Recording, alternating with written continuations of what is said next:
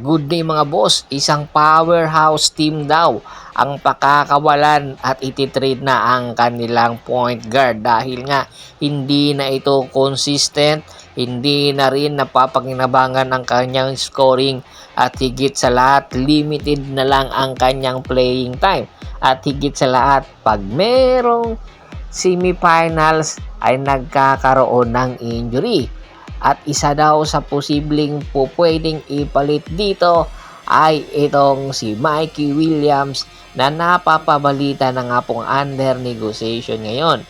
Itong si Mikey Williams, kung matatandaan po ninyo, ay na-trade po ito ng tropang giga sa Converge Fiber Xers. Kumbaga, ang Converge Fiber Xers po ang may rights sa kanya ngayon at hindi pa po nakakapirma talaga ng kontrata. Malamang sa malamang ay gagamitin na rin po ng Converge Fiber Xers ang kanilang rights para ma-trade na rin itong si Mikey Williams at higit sa lahat ay mapakinabangan nila itong kanilang rights para kay Mikey. Dahil nga itong si Mikey mayroon nagkaka-interest na power team. Opo, ang pwede pong posibleng magiging destinasyon nitong si Mikey Williams ay ang Magnolia Pambansang Manok Timplados.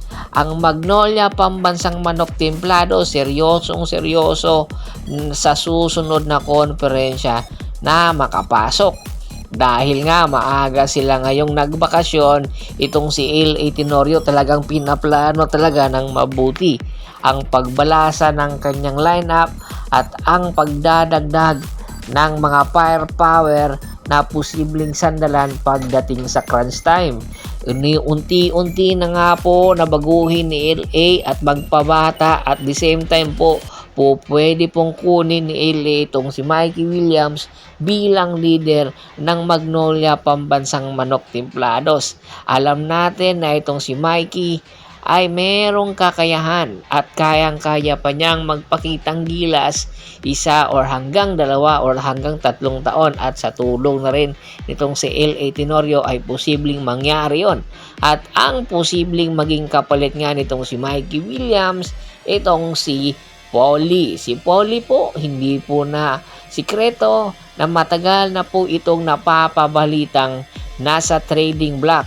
At sa katunayan, noong intro boys pa ang Magnolia, ay ganoon pa rin po. Talagang hindi na nga po nakakalimutan ng mga fans na itong si Paulie anytime magpapaalam na nga po sa Magnolia. Oo, magaling si Paulie noong kapanahunan niya.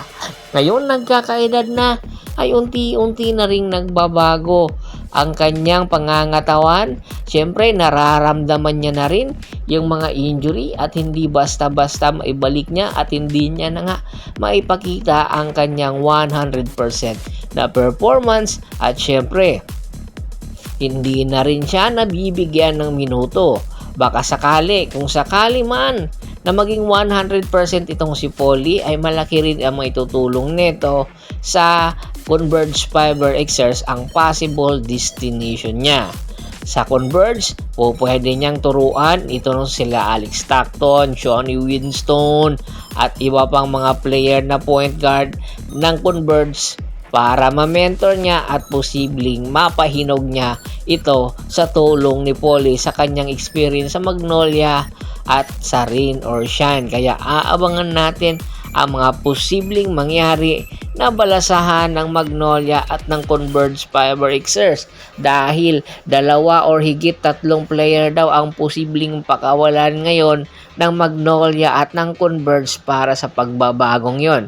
Tingin nyo ba itong si Paulie, mababagay ba ito sa sistema na ipatatakbo ng Magnolia rather ng Converge Fiber Xers? At ito namang si Mikey, babagay ba ito at posibleng maitandim kay LA Tenorio sa Magnolia Pambansang Manok Timplados? Papatas ba ang trade na ito? Komento na sa baba ng video at pag-usapan natin yan. Once again, this is Percival Monteron at your service. Don't forget to subscribe my sports channel at don't forget to click the notification bell button para nga maging updated palagi sa kwentuhan. At bago pa man natin tapusin ang ating kwentuhan, shoutout muna tayo sa ating mga solid na followers na lagi pong sumusuporta sa atin.